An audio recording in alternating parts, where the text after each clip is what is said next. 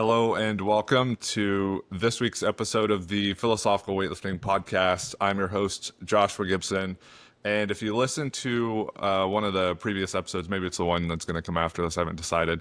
I had Max 8 on the podcast. And the air when Max is on the podcast is so different because he just wants to make me feel as bad about myself as possible. Probably from the start of the show until the end of it. I'm joined today by two professionals who don't have that as their mission in mind. Which would be Jessie, Stemo, and Mike Young. And Mike graciously is joining us. He's going to be presenting at the Power and Strength Summit on August 2nd and 3rd. That's going to be a link below if people are interested in checking out his talk on plyometrics. And that's the topic of today's podcast. Before we start, I'll kind of go from my left to right. Jessie, how are you doing?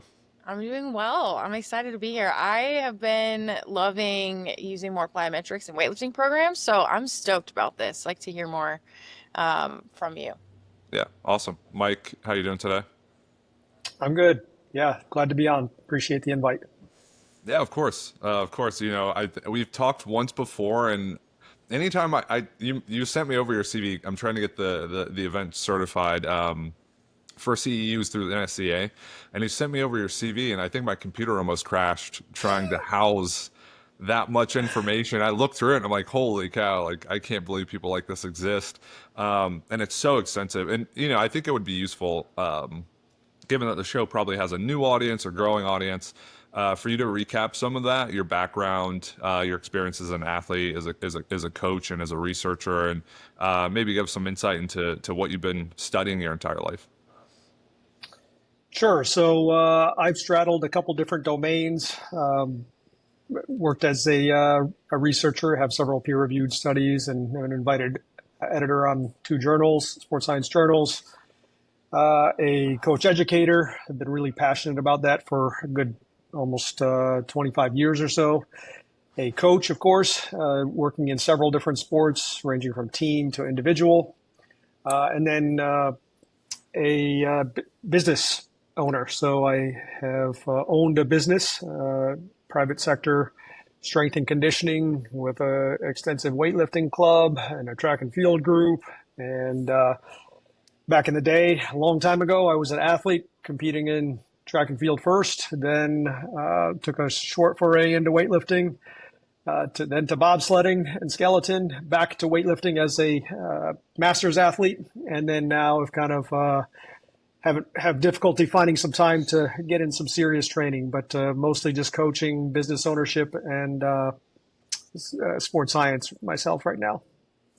Yeah, I mean it's just like incredibly impressive. What would you say has been your major area of focus? So you mentioned having some peer-reviewed and published research. You know, big in the coach education space. You have your own facility, but at heart, what do you feel like you're not most interested in developing, but you tend to veer towards, you know, speed development, or, you know, if we're talking just like sports themselves, like, okay, I coach weightlifters, but what's kind of your major area of focus? I'd say holistic speed and power development. I like sports science and integrated sports science a lot.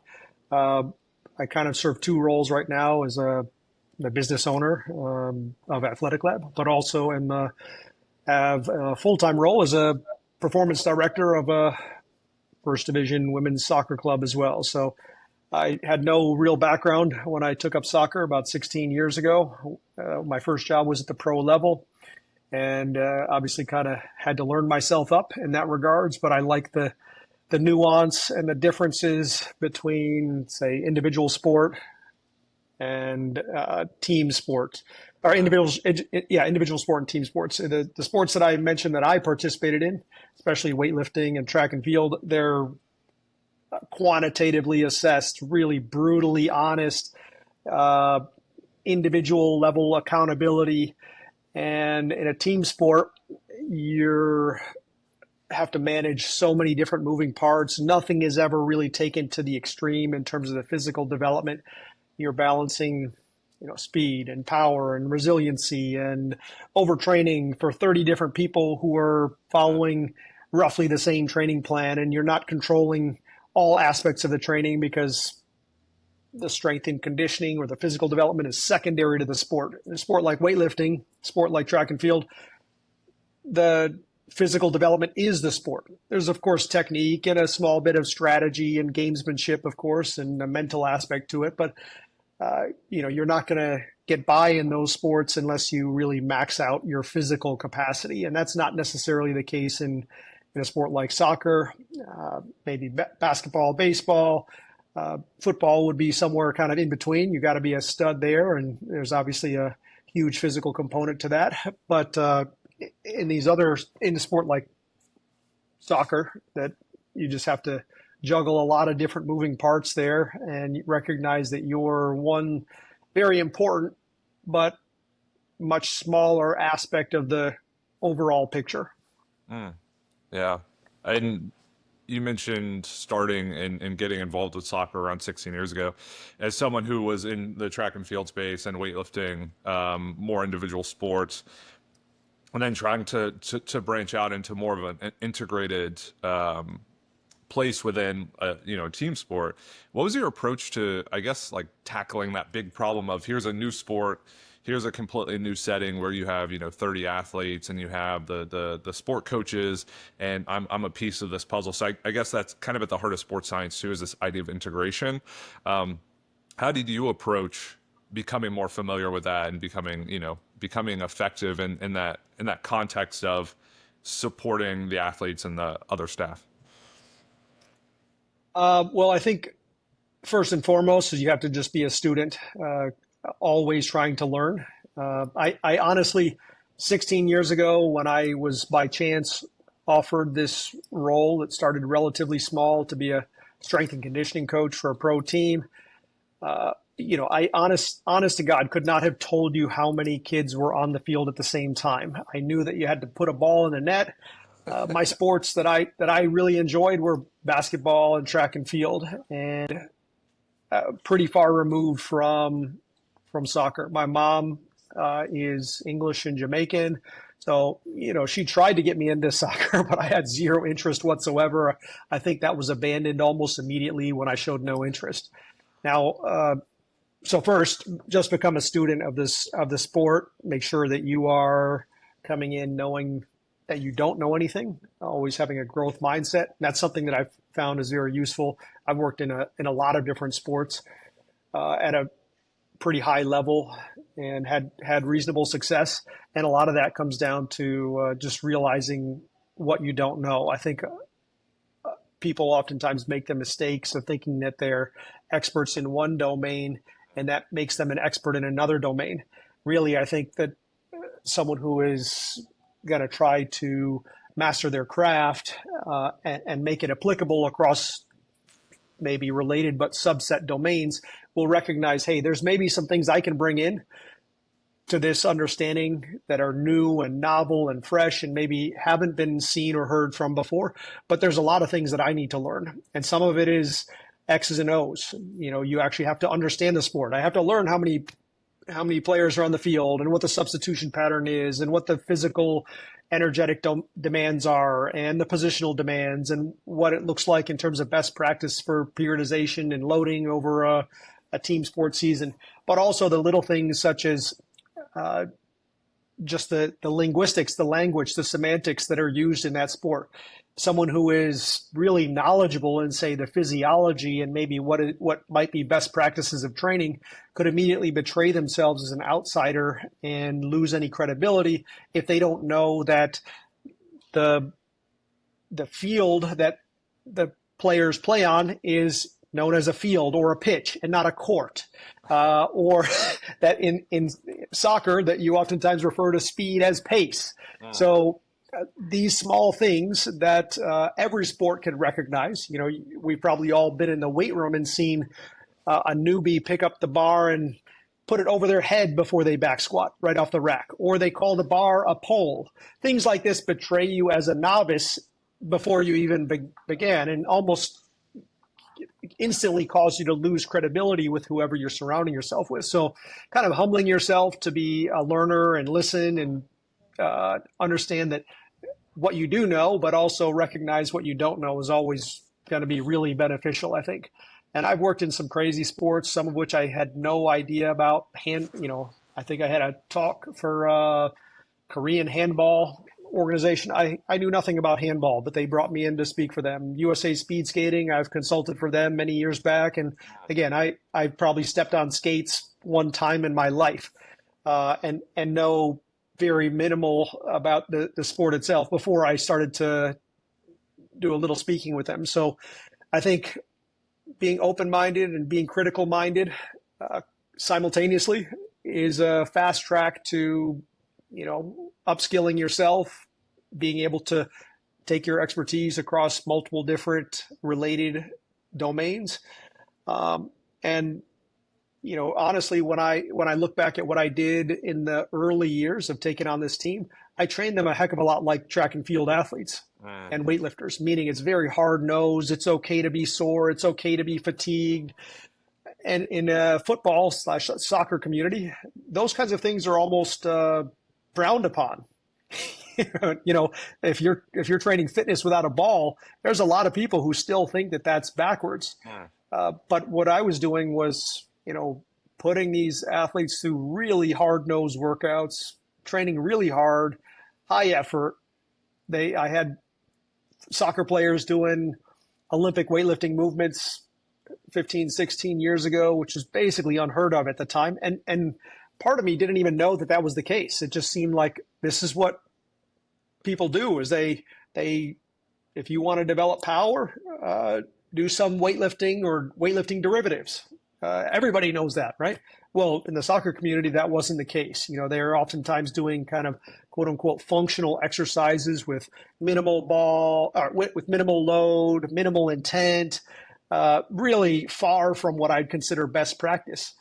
If you look on YouTube or Instagram, you'll find some really crazy stuff from the soccer community that's called strength and conditioning, kicking a ball while standing on a Bosu ball, doing, minimal weights, or having little tiny hurdles with having grown men, doing squats, half squats with 15 kilos, just things that anyone that has participated in sports where physical development really matters would know that you can't go very far from doing that. Now, sometimes that gets hidden in a sport like soccer because there's so much going on. There's 10 other players on the field. There's tactics, there's technique, there's your psychological, your awareness. But at the end of the day, I kind of look at high performance as trying to turn over every stone. And if the physical side of things is an important part of being an overall soccer player, football player, that you got to address that to the best practice. And I think while you'll see some people succeed in spite of not doing things well, I think you're increasingly seeing that best practices are starting to work their way into the sport. Like, you've got to lift pretty heavy, or you lift with intent. You've got to do your compound movements. You've probably got to squat and lunge and at least do something like an Olympic lift, whether that's a trap bar jump or maybe even Olympic lift. And you've got to sprint fast. 85% runs at half-assed effort is not going to cut it. You've got to do conditioning that's uncomfortable. So these are the kinds of things that are just no-brainers in a sport like track and field, a sport like weightlifting, where the physical development is so important, but sometimes was overlooked in a sport like soccer, where was still a mindset of the sport itself will take care of all of that.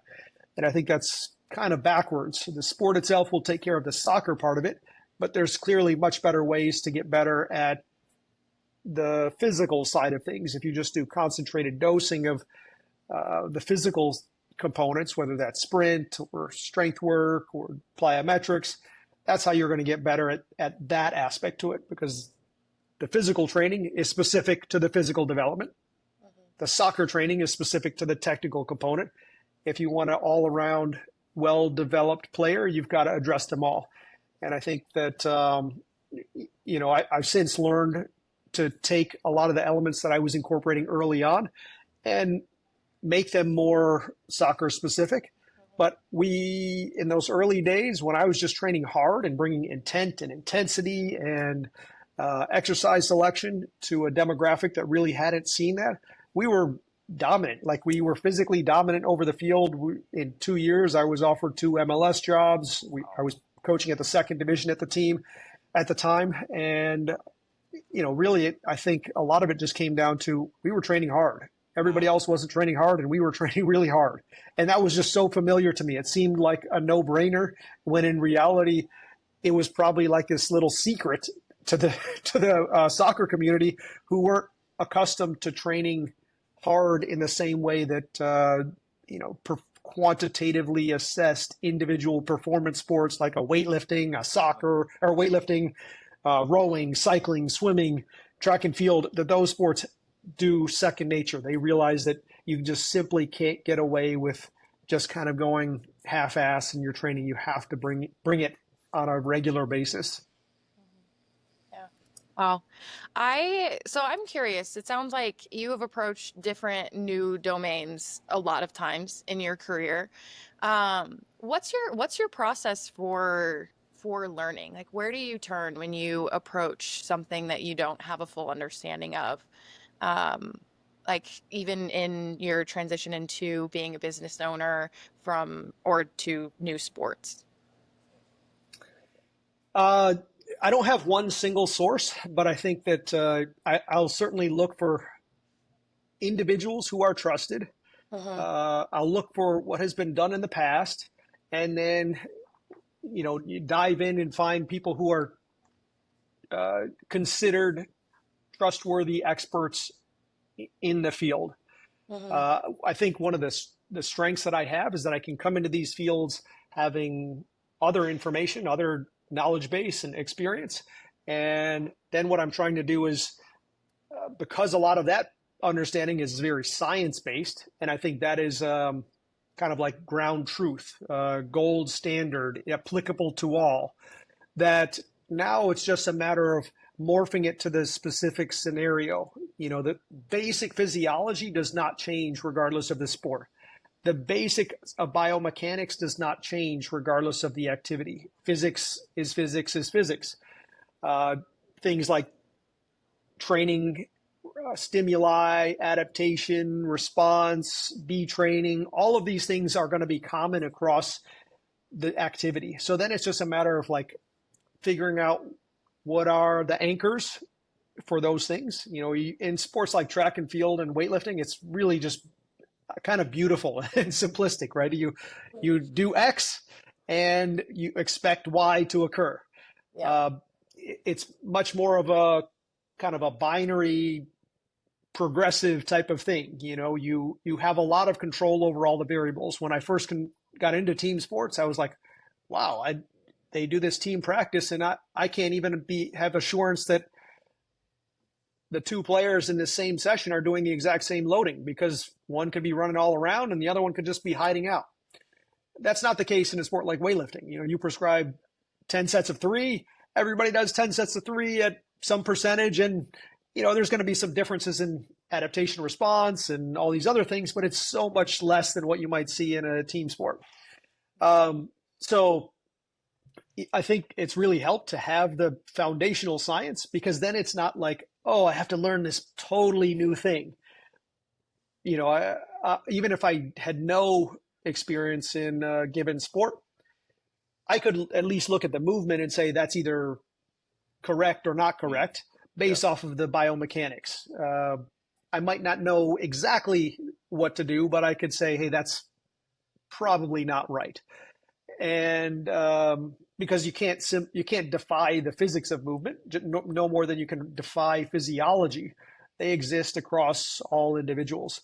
So then it's looking at people who are kind of in the sport for some time, rather than looking at or trying to necessarily impress my prior experience onto this new domain. It's more like, what can I take from here? What do these experienced practitioners have that I need to learn? Where are they perhaps not as familiar with the basics of physiology and sports science and motor learning? And it's, there's a shocking amount of that in all sports, where they're still doing things, and even in weightlifting and in track and field, they're still doing things that are kind of refuted by the sports science research literature, or kind of more time-tested principles because that's how they learned to do it, or that's what they thought was good and they didn't give it much critical thought. So I'd say always you start with the ground truth, sports science, or whatever that may be. And then once you have that, it's more just a matter of taking the methodologies from that are specific to the sport and say, how does this fit in? How can I upgrade this with this external knowledge of the physiology or biomechanics or training adaptations? I'll read a lot, usually kind of journals, blogs, and listen to podcasts. I'll try to find people who I can bounce ideas off. I don't really have a single source in each of these cases, but I'd say just be humble and open-minded to learn, and recognize that you don't know anything is probably the best way to learn as much as possible. Yeah, and that's why I'm so excited for the Power and Strength Summit, which is to have you speak and to have, Chris Tabor and Tim Suckamel and people who I think have such a great understanding of, their areas of expertise, to then provide, an opening to those ideas. And then if people are interested, they can further pursue them. So they can reach out, to you or check out the athletic lab. They can check out all the content you put out over the years, and they can say, wow, Mike really knows his shit. I want to listen and read everything he's produced. So I think that was a great question, Jessie, because I often feel the same way. I actually just was tasked to write the summer, conditioning for the girls soccer team at the high school that I coach at. Never really written conditioning before. So my first thing I do is Google Scholar, soccer, conditioning. And then I think a paper from Anthony Turner popped up. And it was a great resource, great place to start and kind of just going through the literature. And I think people would be surprised. So I took a class, it was program design for strength and conditioning or something along those lines. And Dr. Guy Hornsby was the professor, and he's the chair of my committee. And he told me, he's like, if there's a sport you don't know anything about, just check out the literature. There's generally some sort of review on the demands of the sport, the needs of the sport. A lot of the methods of conditioning have been tested against each other. So there's a surprising amount you can find about American football, baseball, soccer, lacrosse, if you just deep dive into all the publications that have been produced. To try to pivot the conversation a little bit into what we wanted to chat about. When did your first formal or informal meeting with Plyometrics begin? So I guess, when did you start jumping and bounding and hopping? When did you start getting introduced to that stuff? Maybe as an athlete, and then when did you start becoming so fascinated as a coach that you refined your expertise and understanding of it? So I was a track and field athlete from about 12 or 13 years old. I specialized at probably about 15. I competed in college. I was a decathlete, which means that you do 10 events, 3 of which are jumping events, 3 of which are kind of sprinting events. So I placed a high premium on being fast and powerful. Around shortly after kind of beginning my track and field career, so to speak, I kind of just became fascinated with the training aspects of it, how to improve myself. I didn't have a great coaching environment around me or even training environment. A lot of it was kind of up to me for most of the year. So I just dived headfirst into a lot of that research. I remember asking for a Christmas present at about 13 years old to get Track Coach magazine, which is the USA Track and Field technical journal for coaches. And then around 13 or 14, I started asking for sports science journal subscriptions just to kind of read through it. To be honest, I probably didn't know half of what I was reading. I think I bought Super Training at probably 17 years old, Smelsif and Zatsiorsky's book. So I was kind of just buying this stuff and asking for this stuff to accumulate information for myself as an athlete. I competed through about the age of 23. I then did a little bit of weightlifting, going to collegiate nationals, kind of moderate level, and then did bobsleigh immediately after that. Skeleton was where I was kind of pushed into because of my size. But all these sports are, again, performance oriented, kind of centimeters, milliseconds type of sports.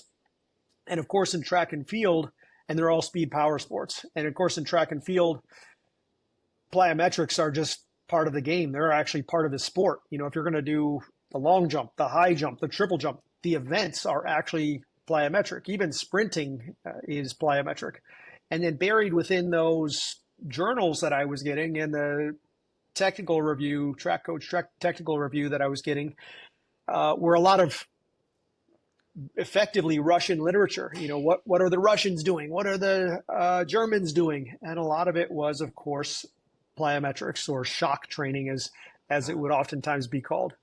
And they had a very systematic way of handling plyometrics, and it was very appealing. And they always had these cool stick figure drawings that were great to kind of, you know, view and, you know, look at as interesting specific exercises. And you know, so it kind of opened my mind to this is just how it's done. This is what you do. Fast forward to me graduating with a master's degree and finishing my track and field career. I went on to want to be a graduate assistant and earn my PhD. And I worked for a guy named Boo Schexnayder, who is you know, widely recognized as a world authority in speed and power development. He's coached athletes to multiple Olympic medals and world championships and has been an Olympic team coach. The guy's a legend in the sport of track and field. So I went to LSU and effectively was his apprentice for 4 years. You know, Wow. stood by this guy every single day, 3 to 6 hours a day. I was earning my PhD, but really my PhD was on the track. You know, that's how much I was learning on a day-to-day basis. And here's a guy who was steeped in coaching education. Not only was he a product of it, but he was kind of legendary as a coach educator. And to be by his side every day, and he was a jumps coach, I just learned so much just about progressions and adaptations and how to coach the mechanics of jumping. You know, we had multiple NCAA champions come out of the group, multiple Olympic and world championship medalists come out of the group. So to be by that every single day, you see what the very, very tip of the spear is, so to speak, in terms of what is humanly possible in terms of training, but also in terms of performance. All the while I'm on the track, I'm also in the classroom getting my PhD in biomechanics. Biomechanics is effectively physics applied to the human body, human motion. So I'm seeing this on the track, and Boo was very physics minded. He taught biomechanics for USA Track and Field up until he handed it off to me, in which case I taught it for about 10 years. And then I taught, and then was learning biomechanics in the classroom. So during this time span, I'm seeing the real world application of plyometrics at the very highest level. I'm learning about the physics of projectile motion and impact and stress and strain on the body and muscle physiology. And I'm reading some of this literature on plyometrics, some of the textbooks that are out there, and I'm seeing that there's a huge discrepancy between what guys like Coach Boo are doing at the very best in the world, I think, producing some of the fastest, most explosive athletes. What I know from a biomechanics perspective in terms of the mechanical loading and the stresses and strains on the body, and what is oftentimes used as progressions for plyometrics in the textbook. And what I was seeing was that there was a lack of nuance and detail that was really important for something like a plyometrics. You know, in other activities, we have a clear way of quantifying and categorizing exercise intensity that is useful for volume progressions, that is useful for technical progressions and that kind of thing. But in plyometrics, many of the categorization schemes are just simply based off of the naming structure itself. So, for example, you could say depth jumps, and people say, oh, that's a really difficult activity. But it could be, but it doesn't necessarily need to be. Like a depth jump, in my mind at the time, I was thinking a depth jump is kind of like a squat, in that the name itself doesn't define the activity, right? Is it a jump squat? Is it a squat with 100% of your 1 rep max? It is a body weight squat. What's the details here? Because those matter. Are we doing it with 40% really fast? Are we doing it with 95+% and grinding through? Are we doing a body weight squat for 100 consecutive reps? All those things matter. But that same level of understanding and detail and nuance wasn't applied to plyometrics. We were just saying, hey, do 40 plyometrics or 100 contacts in a day. So there were these prescriptions on volume, treating these exercises as if they were equivalent or as if the details didn't matter. And that's really not the case. In kind of speed-oriented activities like plyometrics and like sprinting, the details really matter because the weightlifting is, by comparison, a little bit more simple, especially in a strength sport where you just slap a couple more plates on the bar and it's more intense, or you've gotten stronger. We can have that level of assurance. But in plyometrics, you don't have quite that level of assurance. If I prescribe, say, bounding exercises to one set of athletes and another set of athletes, I don't have an assurance of like, hey, what was the load on the body? How much should we do based on that load? What would be the progression? That kind of thing. So kind of took this biomechanics understanding, looked back at what was done in plyometrics previously, and I was not the first person to identify this as a weakness for the categorizations of plyometrics, but I think I created a very simple structure and hierarchy for categorizing plyometrics that is very coach friendly and easy to use, and then applied that to what Boo was doing. And you can see like a plyometric itself is not necessarily intense. It could range from the most low intensity warm-up level activity you could do, even with untrained individual or a rehabbing individual, something like a jumping rope. That's a plyometric. Or you could take something that is really intense and, let's say falling off a 5-foot box and then doing a little rebound out of it. That's more intense than practically anything you'll ever experience in the weight room. You fall off a 5-foot box and do a little rebound out of it, you're probably experiencing something on the order of 20 times body weight load, maybe more, depending on how you land. So the physics principles applied to jumping allowed me to kind of create a little hierarchy, structure in which we can categorize plyometrics. Once you have that, you can now make progressions, whether it's for long-term athletic development, for rehab, for high performance, that you couldn't if you're just using a naming protocol as your guidelines for categorization. Yeah. And, I think using, a lot of the listenership for the podcast would be weightlifters, weightlifting coaches, powerlifting, strength and conditioning. I think weightlifting is probably the predominant group. And when I think about every single program I've seen written by an American weightlifting coach, plyometrics, jumping, all that stuff, I don't know if I've really seen any of it. Like very, very little. And I don't think that's because it's useless. I also don't think it's a problem because it's entirely necessary. I think it just hasn't been utilized. And moving into more like the strength and conditioning space, I program jumps almost every day. Yeah, I see kids like 2 to 3 days a week, but like program a lot of jumps and different variations, pogos, hops, repeat jumps versus like single response jumps. Like it's a lot of variations to utilize.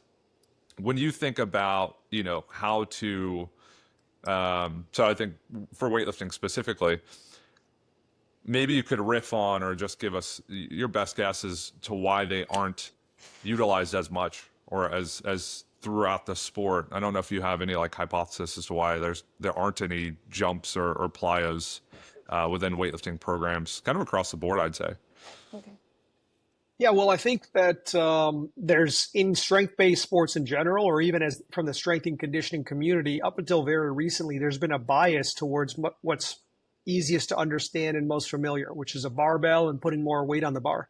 As I said previously, we can see that someone's gotten stronger by them lifting more weight, whether that's in the training or one rep max or what have you. It's really easy to understand. I think for the same reason, we've seen a slow uptake in terms of velocity-based training, which I think is really valuable for weightlifters. Velocity-based training, unless you have the technology, is a little bit difficult to implement. So people don't do a lot of the 40% range type of work, even when it might be useful for certain activities, because we know that 40 to 60% work in the weight room is a great way to increase power output on certain exercises. But we have this bias towards just slap more weight on the bar. It's easy to understand. It's easy to see the progression. It's easy to quantify. You can prescribe in percentages. And that's not necessarily the case, or not easily done with something like VBT, and even more further removed from something like plyometrics.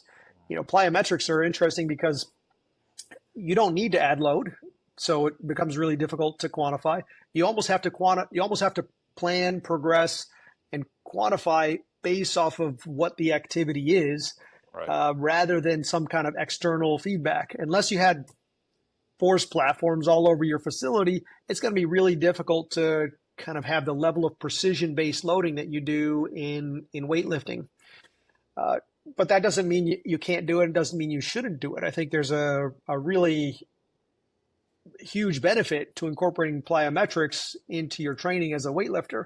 You look at some of the old programs from like Russian lifters, German lifters, and I think I've seen some fantastic videos of like black and white videos of Polish lifters back in their heyday from like the 60s and 70s, and you're like, holy cow, are these guys track and field athletes, or are they weightlifters? Because they're not only are they doing things like running up hills and maybe even running cross country, but they're doing some pretty extensive plyometric work.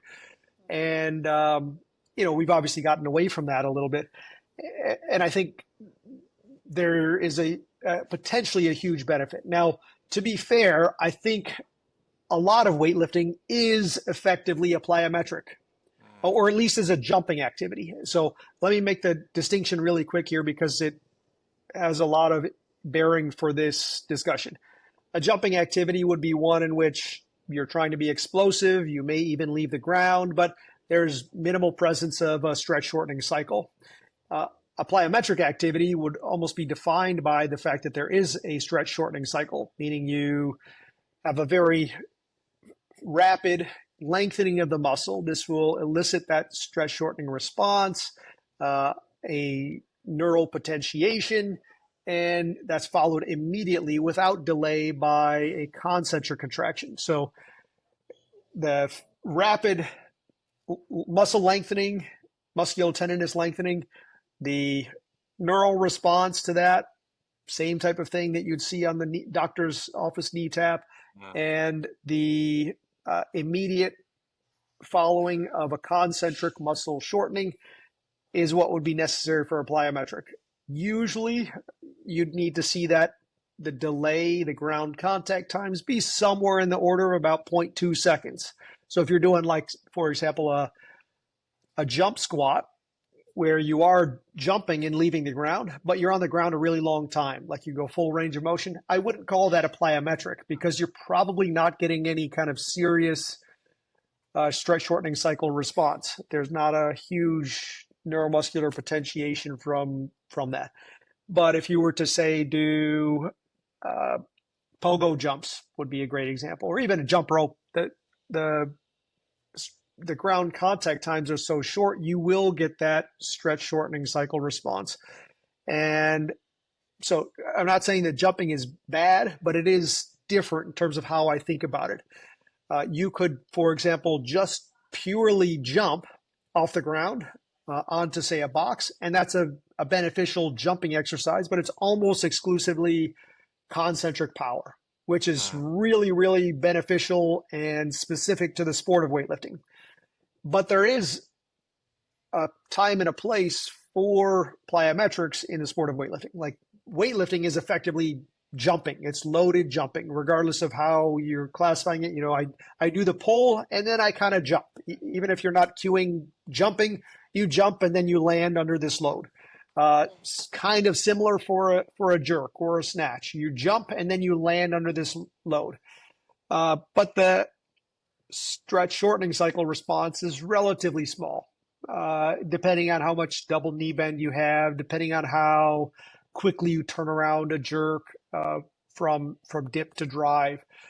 But that's not going to be the case for a plyometric, where there's a fast response, 0.2-ish or so seconds or less. So jumps, loaded jumps, all really, really beneficial, but something a little bit different, very concentric demand, concentric benefits, really beneficial for weightlifting, but you're kind of already getting that in the sport of weightlifting. What you're not getting, though, is this really high premium on fast eccentric loading, which you'll get in plyometrics, and this stretch shortening cycle response. I think in weightlifting, we oftentimes understand, doing heavy activities like doing pulls above our clean max, for example, or doing walkouts with something above your jerk max and maybe doing a jerk dip. We understand that really well. That's really common practice in the sport of weightlifting, where you're doing something. We recognize, hey, going a little bit above, let's say 105, 110, 115% above your 1RM in this lift is beneficial. But what if we flip that and said, instead of going over in terms of load, we achieved overload, not by the mass on the bar, but by the velocity. And that's where plyometrics would come into play. You're achieving overload through velocity. And really a key way to think about plyometrics is that velocity is load. The faster you're moving at the point of impact, the more load you'll experience. And that's something that is a little bit different, unique, sometimes hard to comprehend for people that come from weight room backgrounds, where you think that the most intense exercises are oftentimes the slowest ones, right? Because the load is so heavy, I'm forced to move it slow, even though my intent might be to move it fast. You even look at things like West Side dynamic effort type of things, and they call that their speed training. That's impossibly slow by most sports standards to do that kind of thing. Like if you moved that slow in any sport, much less a sport like track and field or plyometrics, you'd be left behind so quickly. That's not speed training. It's not that it's bad. It's just not fast.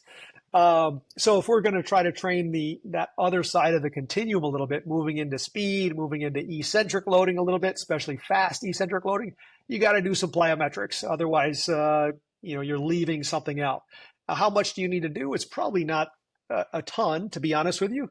And the more advanced plyometrics probably takes more time to develop than you would want to devote for someone who is solely competing in the sport of weightlifting. But regular incorporation of plyometrics is going to be beneficial. And, our weightlifting coach here, Jared, I don't have any oversight in his programming, full trust in the guy. He's been very successful.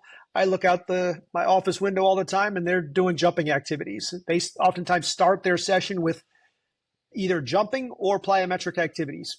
I see it all the time, probably, a couple times a week.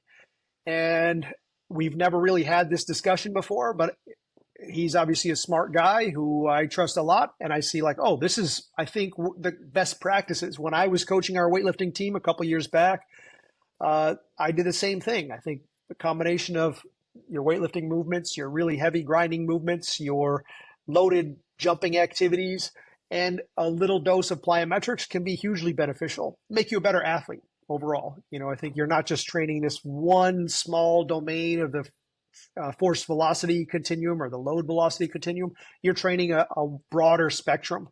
And you do that, you become a better athlete, you become more resilient. Your benefits in terms of the neuromuscular efficiency will have transfer to your slower movements and vice versa. The thing is that these slower, more grinding, more strength-based movements, they're fundamental to being really explosive and powerful. But the same is also true. Like you will have a potentiating effect by making the nervous system more efficient from your fast movements. You get this really efficient rate coding, neuromuscular efficiency where you get muscles that are switching on and off really efficiently. Like you think about something like a weightlifting, one of the weightlifting pulls. You need agonist and antagonist muscles to sometimes be switching on and off really, really quickly, like insanely fast. Well, what if you made that even faster? You don't want, let's say, on a pull off the ground, certain muscle groups are acting as stabilizers. Certain muscle groups are lengthening. Certain muscle groups are shortening. And they're all in this interplay, this coordinated neuromuscular interplay.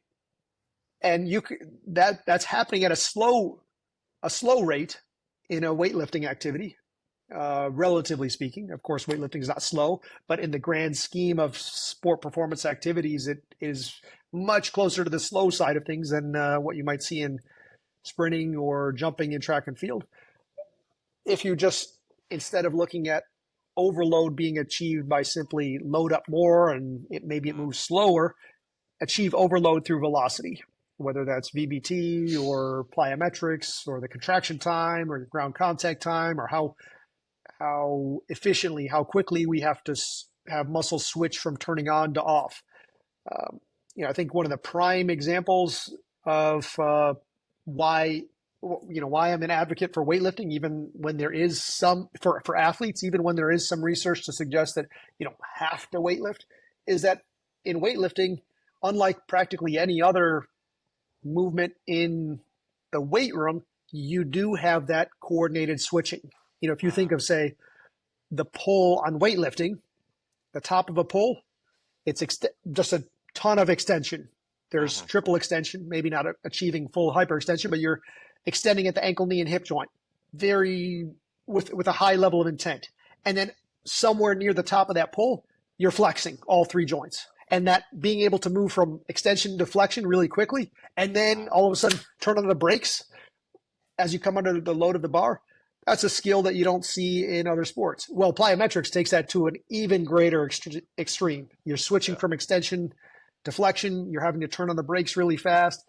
So has many of the same qualities as what we would see and expect to achieve from doing our weightlifting movements, but instead of training it on the more load bias side of this load velocity continuum, you're training it on the more velocity side. And what's to set weightlifters and their coaches' minds at ease, you're going to see loads on the body that far exceed anything you're going to see in weightlifting. We take a weightlifter and we talk about our all-time great weightlifters, and you're talking about guys that are, squatting 3.5x or whatever it is, or doing snatches and cleans at 2.5x or whatever. And in plyometrics, you get 2.5x by getting 5 inches off the ground. You jump, you do repeated jumps, and you're getting 2 feet off the ground, 60 centimeters. Okay, congratulations, you're experiencing like 6 times body weight load. You do depth jumps, you're experiencing 10 times body weight load. You do bounding on a single leg repeatedly, and you get a foot off the ground every single time. Now you got 6 to 10 times body weight load on a single leg. Of course, the positions are advantageous sometimes. You're not going into these deep knee flexion positions, but those are loads that you're just never going to see in the sport of weightlifting, or any other sport really. Probably the most extreme would be an Olympic level triple jumper. They sprint really fast, and then they do a hop, step, and a jump is what it's called.